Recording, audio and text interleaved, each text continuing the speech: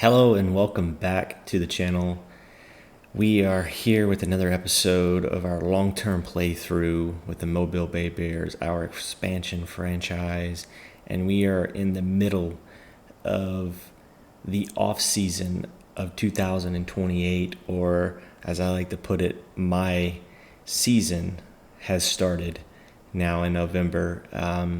We are at salary arbitration day.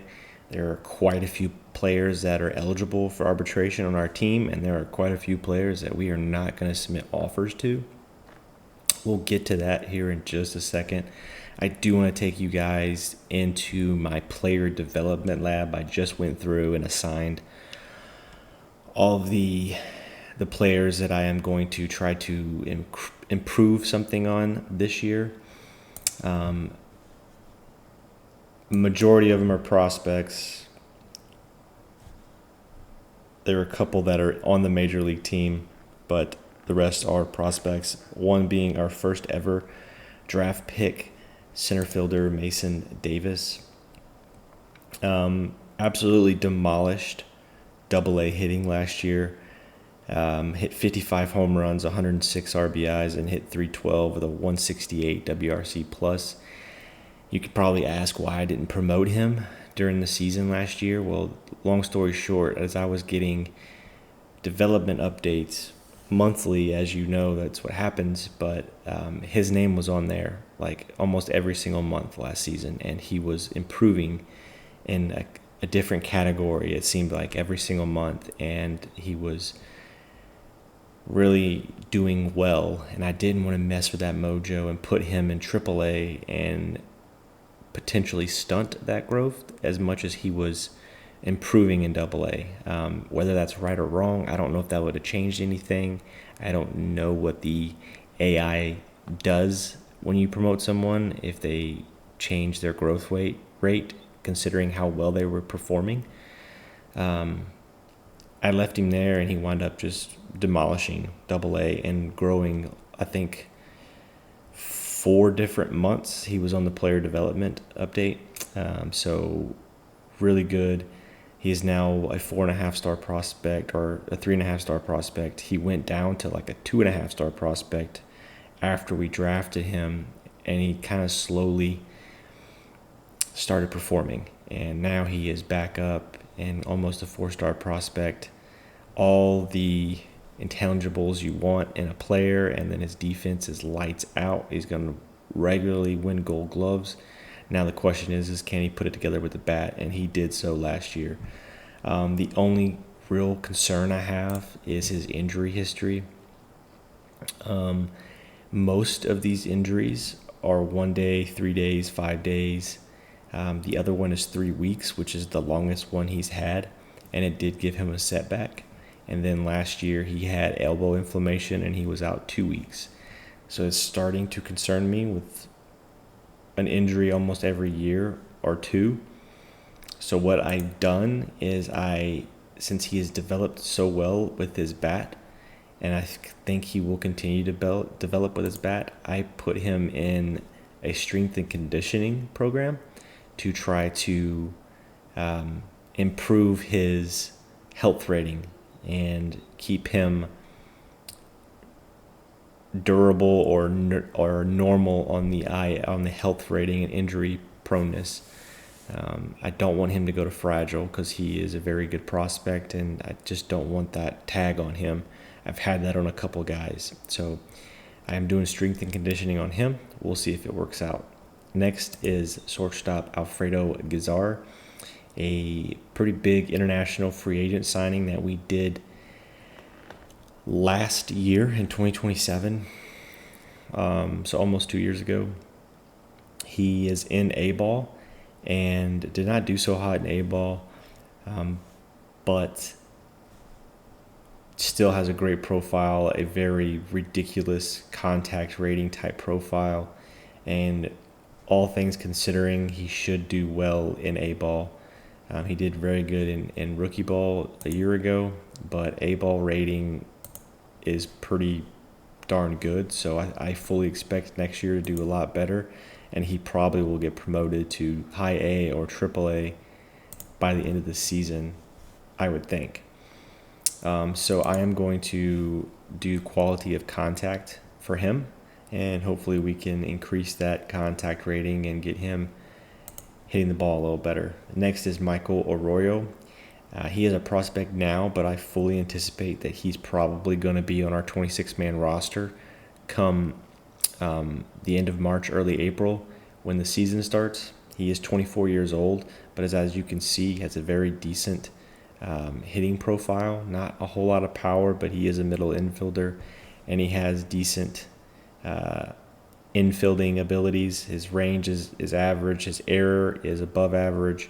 His arm is right around average, and he can turn double plays at a little bit better than an average rate. So, not the greatest infielder, but he is making the major league minimum, or is going to, and he's the best we're going to have more than likely, unless I go out and get somebody in the trade or in the free agent market, or I can trade for someone. But right now I'm going to try to increase his contact rating. As you can see, he still has a little bit left to go up there. So we're going to see if we can maximize that, and hopefully he can come on to the major league team and hit 275 for us and play a solid defensive second base, and will be beneficial to us. Next is Jose Coronel.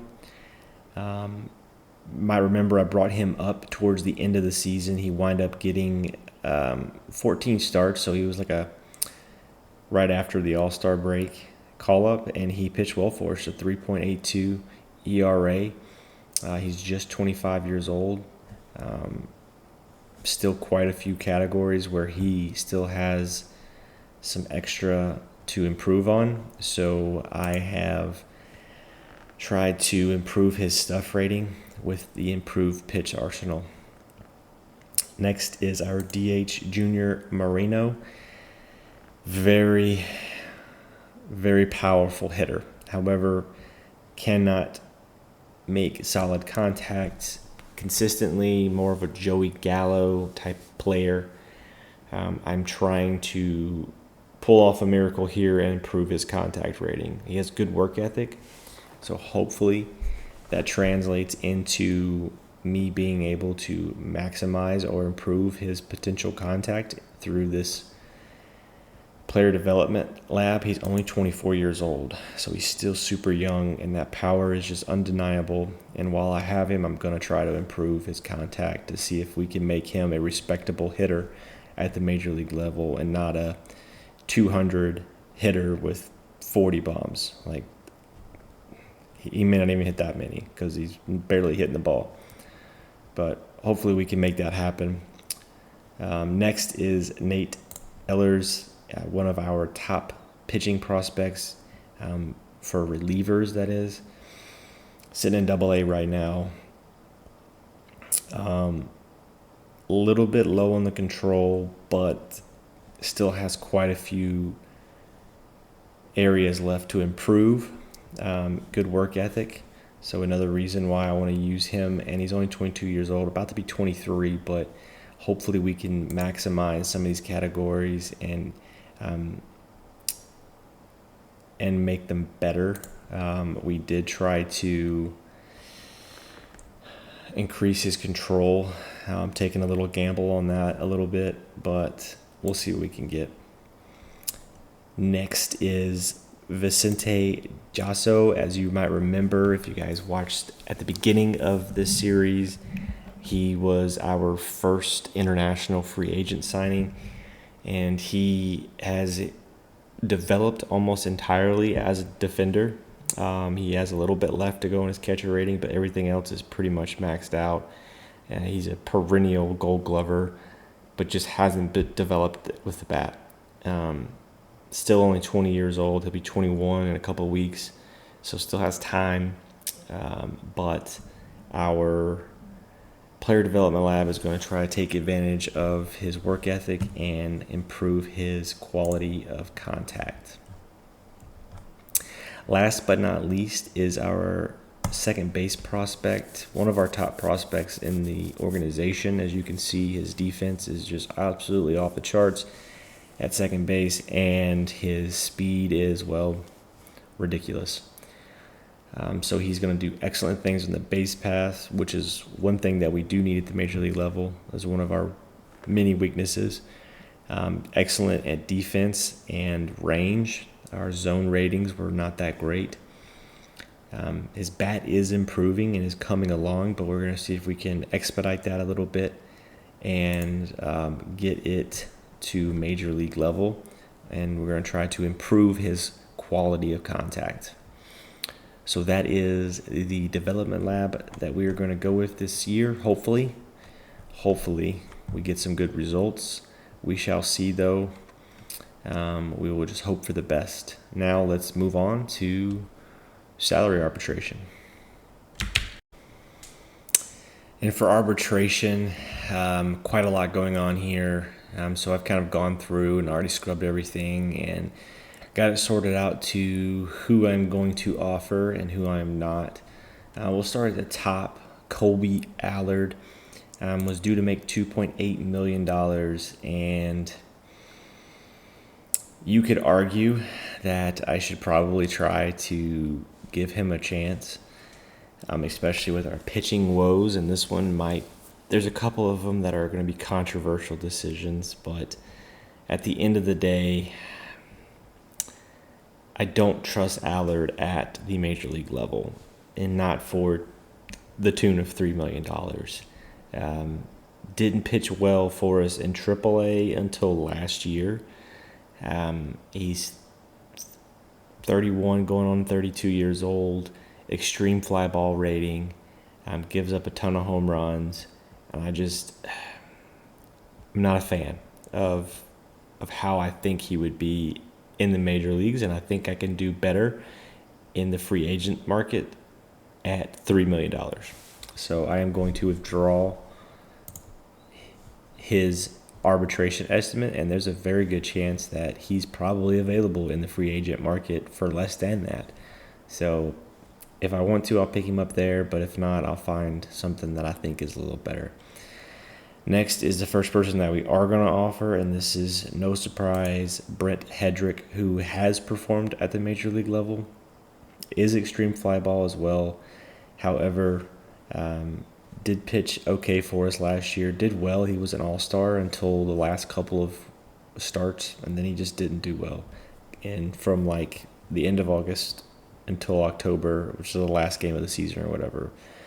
So hopefully he can repeat what he did last year, and then I think we'll be okay.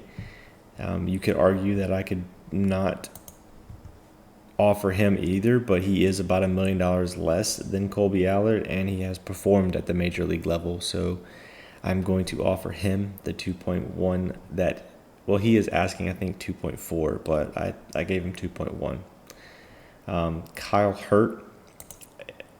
Originally, I wasn't going to offer him, but I've rethought it, and I think I'm going to. Just a gut feeling. I really don't have a reasoning. I mean, obviously his profile is not bad, except for the control. I really hope we can work around that. If not, maybe I can trade him away. He does have some trade value, so I'm going to offer him $3 million and see what happens. Next is Gavin Stone. I withdrew my offer from him. I was going to offer him because he was only going to want $1 million, like 1.2 or 1.3 million. However, he is on the IL for 6 months. He tore a flexor tendon, so there's no telling when he comes back, and then if he comes back, how much damage it did, and if his ratings change. So I'm just going to withdraw that offer. He'll probably be on the free agent market for a while, and then when he comes back, I can maybe sign him to a minor league deal or something like that. Next is Isaiah Campbell. Also another guy that I was going to withdraw the offer for. Kind of rethought it. He was already making $1.3 million. He's extreme ground ball. He has solid control. Didn't pitch well as far as ERA for us. So one of the reasons why I thought about not offering him, but last year was by far the worst year he's ever had. And hopefully he can get back to 2026 form, or you know what I mean? So where in 2026 he threw a 2.7 ERA, and even in 2027 he threw a 5.3 ERA for us. Much better than a 7.3 ERA. But he's only wanting $1.6 million, so I decided to go ahead and offer him. Next is Cody Funderburk. Another one that I contemplated, but I ultimately always kind of thought I would offer him. He pitched well for us, 3.84 ERA. The control is the issue for him, but he was able to somewhat contain it. And he also strikes out 10 batters per 9, so I do like that. But obviously the control is the concern. I'm still going to offer him, and I feel like at $1.2 million, that's a steal. Seth Johnson, I am not going to offer him. He is a fan favorite, so I'm likely to lose fan interest after this one. Bottom line is he wants to be a starter, and every time we put him in the starting rotation, he just absolutely did miserable. He hasn't been a starter the majority of his career. He's been out of the bullpen. So why he feels like he needs to be a starter, I don't know. But his unhappiness is affecting his performance, I think. And I am not going to offer him it was a $5.5 million he wanted to be a mediocre,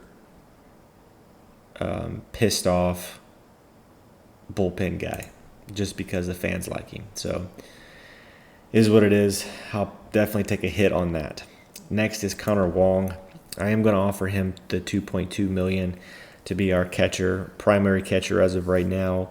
Hopefully I can find someone that's a little better, and then he could be the backup catcher. But we called him up last year, and he absolutely did wonders for us in September, or really mid-August, I think, is when we called him up. He hit 263, 5 home runs, 26 RBIs, plays a respectable defense. So I feel at $2 million for a catcher with the personality traits that he has and the profile that he has, I feel like it's a pretty good deal. Next is Xavier Edwards. We're going to offer him as well. Kind of our leadoff guy. I don't love him in the leadoff spot. He didn't do great for us. He did have a negative WAR last year, so this is probably not a smart move. But he does have good contact, and he does well in the bases. So hopefully he has a better season next year. If not, then I will definitely move on from him. And if I find someone better in free agency, I could still move on from him and maybe trade, because I'm sure he has decent trade value at 29 years old. And the profile that he does have is not terrible. Just no power. Next is Akil Baddoo. Definitely not offering him $2.8 million to hang out in AAA. Came up with this and didn't do well at all. So not going to continue to offer him. Be 31 years old. I get it. He's a good guy on the base paths. Decent outfielder, but just isn't producing with the bat. So I'm going to let him walk. And if I wanted to, could probably sign him for cheaper in free agency. Drew Gilbert is going to get offered. He's going to get $3.2 million. By far our best overall player last year. So at $3 million, I can't complain about that. Next is Lawrence Butler, $1.9 million. Almost hit 2020 again this past year. Hit 28 home runs, 93 RBIs, scored 80 runs, hit 260, had 14 stolen bases with a 1.3 WAR and a 111 WRC plus. Is a big leader on this team, so hopefully he will have another solid season. He will get $1.9 million, and then the last guy I am going to withdraw the offer from is Nate Zelaya. Just no place for him in the current team. Our outfield is full with Carlson, Gilbert, and Butler, as well as Verdugo. There's just not a place for him. So he spent most of the year last year in AAA, and he did well. So I'm going to let him be a free agent, see if he gets a better offer from someone else. If not, I will be happy to put him back on my AAA team and have him as organizational depth. But at $2.4 million, I can't afford to have him in AAA. All right, moving on to the pending free agents. No surprise here. Alex Bregman, not going to offer him $18 million for the qualifying offer.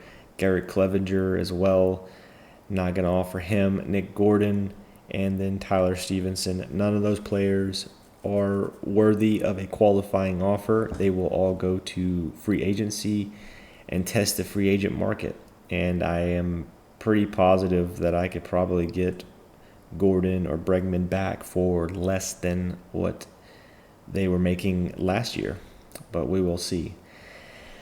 Moving on to the pending free agency without any compensation, Tommy Edman and Alex Verdugo. I have actually offered them contracts. I've offered Tommy Edman a contract. Forgot what it was. It wasn't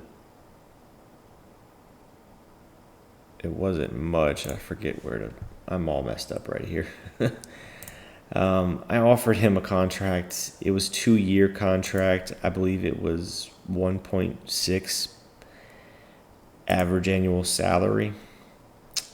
So with his profile, and he didn't do terrible for us. He didn't have very limited play time, but decent profile, does well on the bases, has good range, good work ethic, solid guy to have in a clubhouse, and should hit for an okay average. I am going to keep him. He is also a switch hitter, so he could be somebody that we slide in the leadoff spot.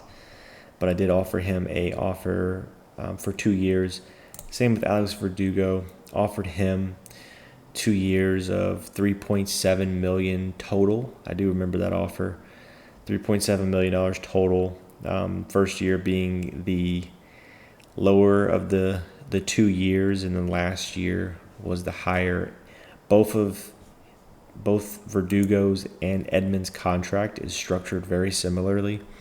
They're both 2 years, and the second year on both of their contracts are team options. So pretty low risk for me to bring them back for a guaranteed offer of 1 more year. Their age is getting up there, so if they start declining by the end of next year, I can decline my team option with them and move on from them at the end of the season. So those are the contracts I have offered out so far, as well as some minor league contracts. I won't go through them. They're no big deal. I will say actually two of them I'll go through. Trey Cabbage, very interesting year last year, hit 54 home runs in AAA, and just wasn't expecting that, but very good chance that he could play a role for us in first base. So we will see. We do have first base open. I imagine him and Blaze Jordan will battle that out to see who's going to be the first baseman, unless I sign someone in free agency. Also, Dax Fulton. You might remember we've had him on our team. Didn't make the 26-man roster last year, but in 2027 didn't do too bad. Had a 4.53 ERA, so not great, but not terrible. We did have him on a minor league contract last year, and we will allow him to compete for a spot in our 26-man roster in 2029. But that rounds out the arbitration, and we will see what comes of it and see what money we have available when free agency hits in 2 days. And we have made it to free agency and looking on the international free agents. that have hit the market. No real crazy prospects. One very intriguing one, and that's out of Korea, South Korea, that is. K. Hwang Kim, a second baseman with tremendous pop, good work ethic, and a very good defensive rating. Unfortunately, he is requesting $18.3 million over a 9-year contract, and he's 27 years old. So I don't know. I'm sure someone will offer that. It won't be me. I did request a scouting report just for the heck of it. I can see him probably lingering on the market a little bit, but we'll see. Definitely out of my pay grade. Other than that, nothing really to write home about. One okay one here from Cuba. I requested a scouting report from him too, but I don't anticipate it being anything. He is only 22 years old, so maybe he could develop more. I don't even know. I'll just go ahead and offer him a minor league contract to see what happens. But other than that, nothing crazy. Free agency is going to be interesting this year. Some very notable players on here: Emmanuel Clase, Jacob DeGrom, Edwin Diaz, Garrett Crochet, J.P. Sears, Spencer Strider, Felix Bautista, Ronald Acuna Jr., Spencer Torkelson, and Josh Hader. And just out of curiosity, he is requesting $43 million over 8 years. It's a $350 million contract, and he is almost 31 years old. Very interesting. That is pretty ridiculous. I will be interested to see who pays him. Yeah, that's a lot of money. What's Spencer? Spencer's actually out for 7 months, torn rotator cuff. Man, he's wanting $315 million. Very similar to Acuna. I don't know. Batista, $27 million. Over how many years? Man, these guys are 4 years. That's a little bit more reasonable year-wise. Some very deep pockets that are about to clear these guys out. So, very interesting free agent market this year, and hopefully a somewhat deep free agent market. Looks like a pretty solid market. We're not going to be able to play with these big boys up here, so those definitely won't be for us. But some of these lower guys we might can mess around with. There's some $2 million, some $1 million. Dustin May, definite possibility that I go after Dustin May.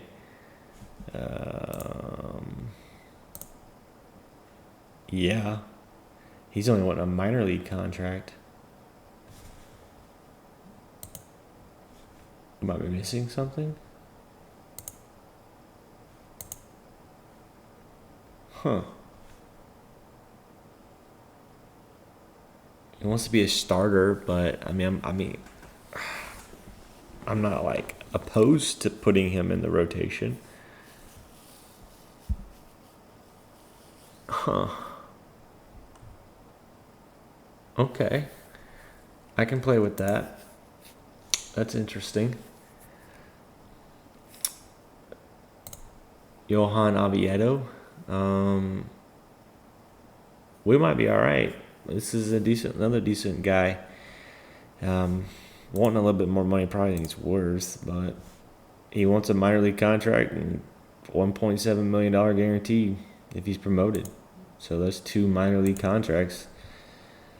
I got some homework to do, some scrolling through and to see what holes we need to fix and who can help us. So I will get to work on that, and I will let you guys know what we're going to do. With the salary arbitrations that I have withdrawn, our pay or our salary that's available this year, our money is $40 million. It was about 25. It's back up to 40 because I withdrew those offers in arbitration. So that is a very good news, and hopefully we can find some free agents here that we can add to the team, and they become big time contributors for us in 2029. Could be a completely new team, and hopefully improved. So let me get to my homework here and see what we can find. All right, we have done a little bit of homework and have thrown out some offers. They're all minor league offers. We talked about them a little bit earlier, but Johan Oviedo looking for a minor league offer with a major league guarantee. So he wanted 1.7. I offered him 1.4 major league guarantee. Dustin May, same thing. Wanted a guarantee. I offered him 1.5 million and guaranteed if he gets called up. Josiah Gray, same exact thing, 1.5 if he were to get called up, and I expect him to probably be called up. Also offered a couple other contracts. Offered these to the minor leaguers just because they're still young. So he's still 24 years old. Still got some power to develop there. Decent at first base and second base. And a somewhat potentially respectable bat. Hasn't made it above AAA, but did play well at AAA with a 110 WRC plus and 1.64. So again, just soon to be 25. So I figured as organizational depth, I'll go ahead and offer him.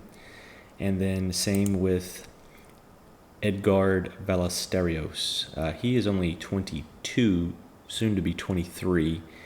Not as good of a profile, but again, at 22 years old, organizational depth. We have a scouting request out on him to see if we can get a little bit better report and see if he's a little better than what we think. But nonetheless, those are the contracts that we've offered so far. There are plenty more coming. With those contracts, I have about $35 million left over. I don't think I am going to use all of that. I do think I want to potentially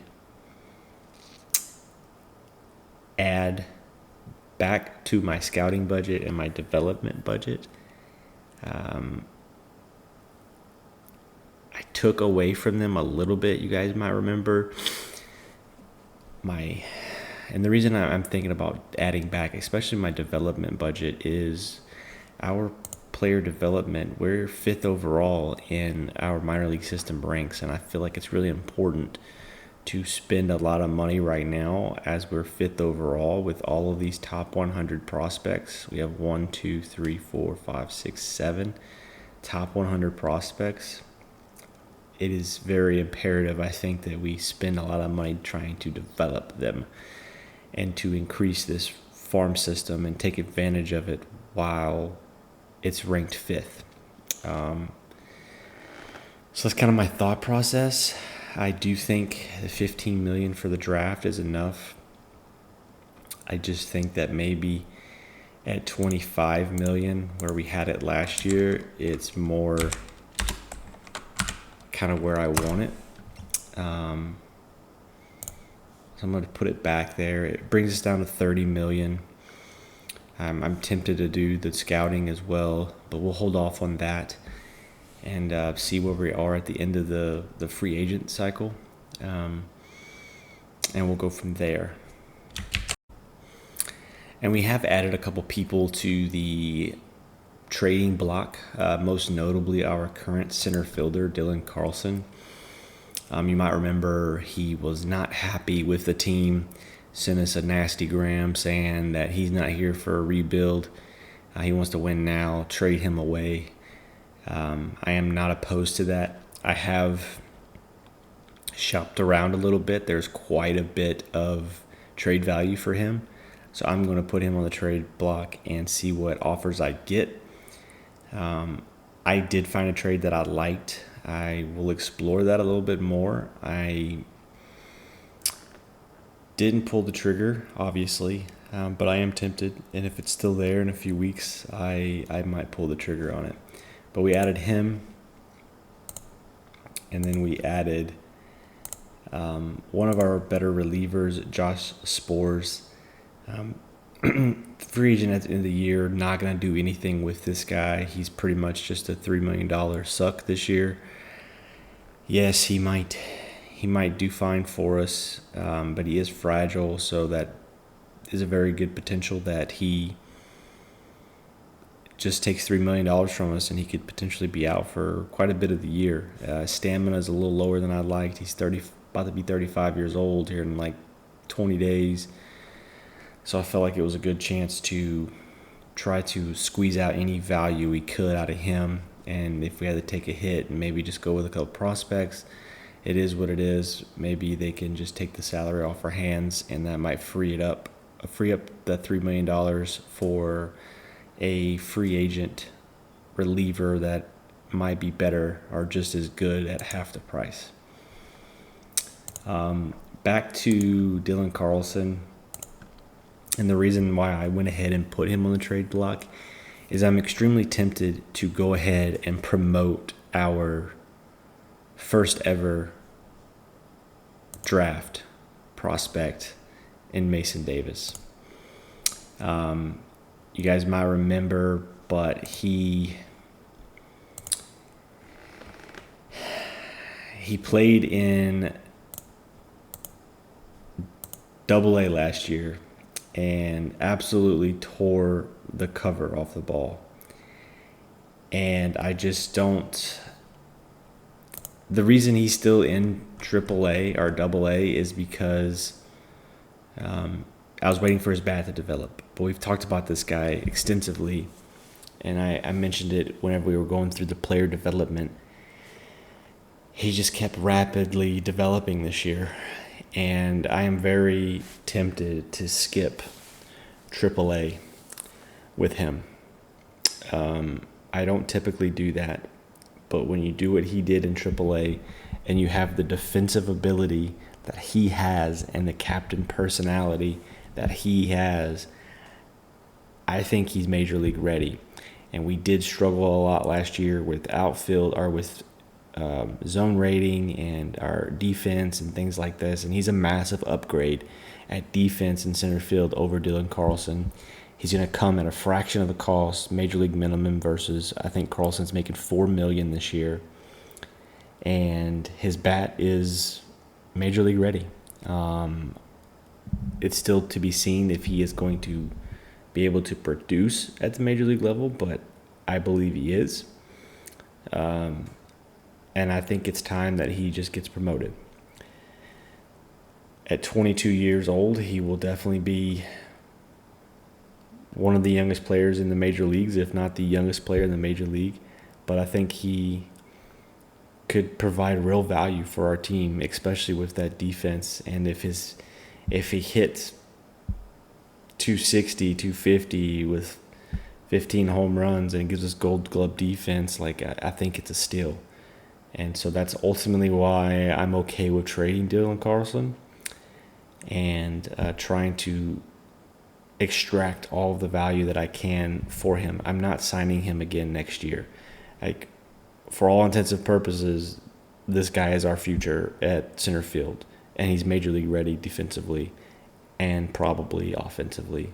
So why not go ahead and call him up and then take the value of Dylan Carlson and trade that in for either someone that's can contribute to our team right away or a couple prospects that are almost major league ready.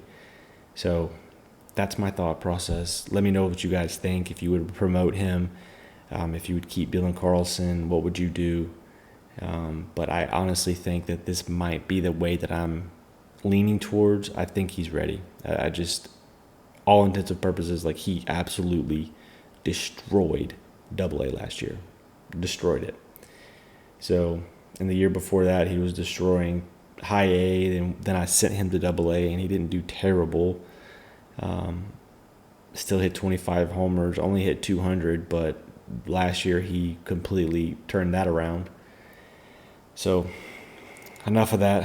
I'm going to get off my soapbox, but that is ultimately why we added Dylan Carlson to the trade block.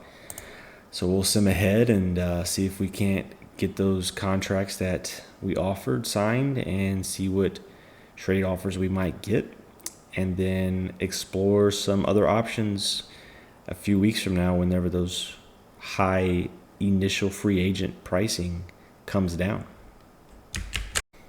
And we have made it to the winter meetings. Actually, I've gotten to the end of that. Got a few contracts or a few trade offers, but nothing to my liking for the guys on the trade blocks. Everyone keeps trying to trade me their prospects for our Junior Moreno, our DH guy that we were trying to get his contact up and hopefully can make that respectable, but he has that light tower power, if you might remember. But I'm still keeping him just to see how the development program goes. But we've offered a few more contracts just to update. Johan Elviado wants more money. He wants a major league contract, and I might give him that. I just haven't decided yet. Also, Dustin May wanted more money. He wanted a major league contract, and we did go ahead and offer him a year contract at $1.6 million. Josiah Gray favors our offer. We've also offered Cole Henry, 29 years old, adaptability, low leadership, and loyalty. So hopefully he doesn't want to jump ship middle of the year, but had some up and down years in the major leagues. Hopefully he can do okay for us. We did offer him a minor league contract that has a guarantee towards it. We've also offered Darnell Sannon, good leadership, good adaptability, and has had success at the major leagues, but did struggle a little bit last year. But the years prior, he's got a couple years where he's in the threes. Most notably 2027, where he threw 116 innings and had a 3.86 ERA. So hopefully he can be similar for us. We did offer him a contract. I believe he was wanting a minor league contract with a guarantee, so we did give him that. And then on the hitting side, we offered Brandon Marsh a contract to be essentially our backup outfielder. He can play all three positions well, good teammate, and an okay hitting profile. Going to strike out a little bit more than I like, but at the end of the day, he is a backup, so he's not going to see significant playing time, hopefully. And he's a little older, still got some good speed, but more importantly, he's there for the defense. But we did offer him a minor league contract as well as what he was wanting, and he is favoring that offer. So that is the current update. I do have a couple of scouting reports out there that I'm waiting on. I did find a pitcher that I am extremely hopeful of. He will be probably our highest paid player, but is a very good profile, and he will definitely be our ace. Hopefully the scouting report comes back and confirms what we saw on, or what I saw on the screen. It wasn't quite a very high scouting accuracy. It was just high, so I'm looking to see if the scouting report confirms what was on the screen. And if it is, we're going to give him an offer, and he will by far be our biggest addition to this team to date. We've made it to the Rule 5 draft here in mid-December, just before Christmas, and this is probably a good stopping point for this episode. No updates in the free agent market. I did get my scouting report back for the guy that I was looking at, and I honestly, I just don't know if that's the route that I want to go. It's tough, right? Like,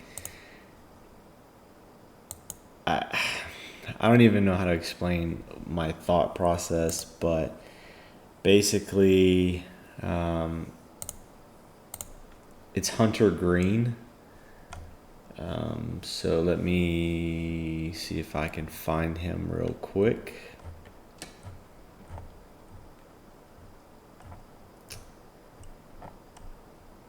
I guess I can't.